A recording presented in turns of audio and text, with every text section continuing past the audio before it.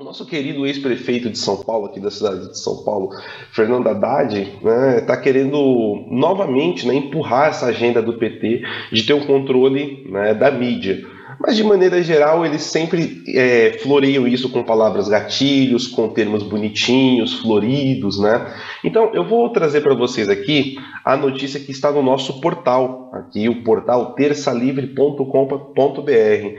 Para quem não conhece, eu recomendo muito, né, a nossa equipe aí, nossos parceiros também, né, da mídia livre, estão trabalhando dia e noite para trazer o melhor que há de informação para vocês e sem manipulação. Então, o PT continua com o plano de censurar a imprensa. A proposta, segundo Fernando Haddad, foi incluída no programa do PT por João Bran. Reparem quem? Colunista da mídia ninja, olha que beleza. E Franklin Martins, que vem tentando colocar a imprensa desde a época, vem tentando calar a imprensa desde a época do Mensalão.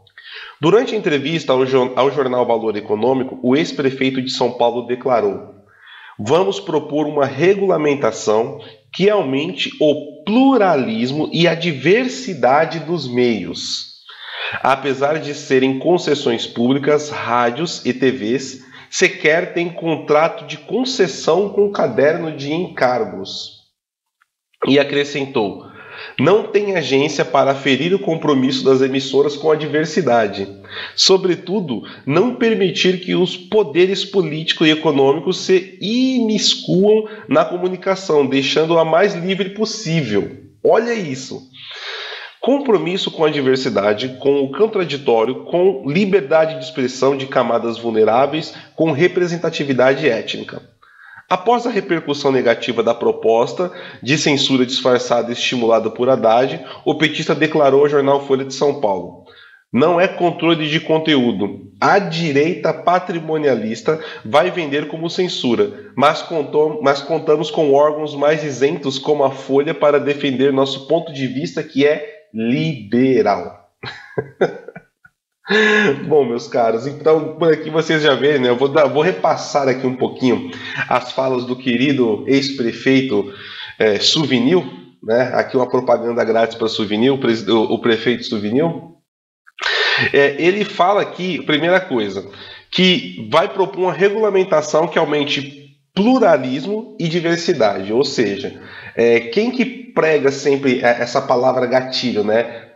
Pluralismo e a diversidade. Não preciso comentar, né? Isso já é uma palavra gatilho da esquerda. Tudo que eles falam que é plural é simplesmente dividir para conquistar. A mesma coisa para a diversidade. Então, o que ele está dizendo aqui? Não, a gente vai propor uma regulamentação que você tenha que falar da nossa agenda, né? Porque falar de cotas raciais, falar aqui de movimento gaysista, e aqui, atentem-se, não estou falando do indivíduo homossexual, tá? Para aqueles alarmistas de plantão, aprendam a separar as coisas, tá certo? Uma coisa é o indivíduo homossexual, cidadão, que tem que ter todos os direitos, deveres, né, como qualquer outro cidadão desse país. Estou aqui falando de uma agenda que é usada para fins políticos, tá? Que é o movimento LGBT. Dito isso, tá? Explicando que a grama é verde, bem bonitinha. Então, assim, tudo isso vai ser empurrado. Então, por exemplo, as TVs, os veículos de comunicação, de mídia serão obrigados a falar de ideologia de gênero, falar de Black Lives Matter, né? Como se só Black Lives Matter. Falar aí de tudo quanto, né, que a gente pode colocar de esquerdagens. Mas o mais engraçado de tudo isso é que eles colocam isso como uma forma de liberar, né, de colocar e trazer mais liberdade de expressão para esses meios. O que beira o absurdo, né? O que beira o absurdo. Mas isso não é incomum, tá, meus caros? Isso já é uma tática da esquerda. Eles já fazem isso não só no Brasil, como em muitos outros países. Quem não lembra daquela carta aberta ao povo brasileiro que Lula lançou um pouco antes da sua eleição, né? Mas eu trouxe aqui um pequeno vídeo, né, que vai abrir um pouquinho mais a mente de vocês, né, em como isso já é algo planejado, é um discurso pronto e sempre há uma intenção por trás daquilo que se diz em frente às câmeras ou daquilo que se diz em público, tá?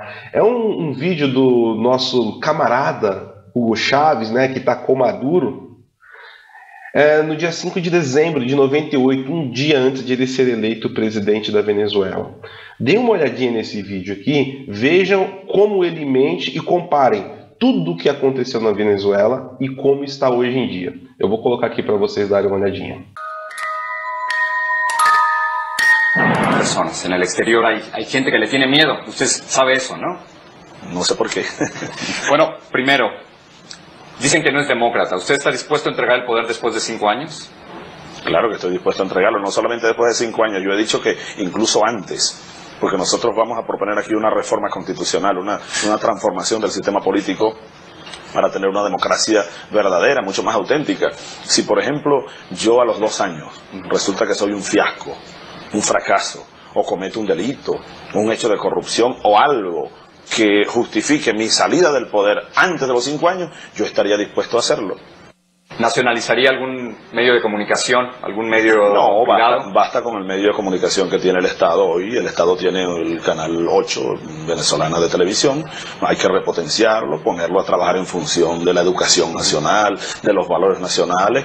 Los demás canales, yo tengo las mejores relaciones con ellos, con los medios de comunicación. Deben seguir siendo privados. Más bien estamos interesados en que se amplíen, se profundicen. ¿No hay intención de nacionalizar absolutamente nada? No, absolutamente nada. Incluso hemos dicho, nosotros estamos dispuestos a darle facilidades aún más de las que hay a los capitales privados internacionales para que vengan aquí a invertir en las más diversas áreas: agricultura, agroindustria, petroquímica, industria gasífera, todo lo que es el desarrollo del país, que tenemos vea que tenemos un proyecto bastante ambicioso que necesitará de la inversión privada. Yo aprovecho para hacer un llamado a todo el mundo. Yo no soy el diablo, yo soy un hombre que va con los mejores lazos de hermandad a trabajar conjuntamente con todos los países de América Latina, de Norteamérica y del mundo entero. La última pregunta de Cuba es esta. Si para usted Cuba es una dictadura o no es una dictadura. Sí, es una dictadura. Sí, es una dictadura. Sí, pero no puedo yo condenar a Cuba. ¿Sabe? Hay un principio de derecho internacional que es la autodeterminación de los pueblos. Los pueblos deben darse sus gobiernos o deben hacer sus propias historias.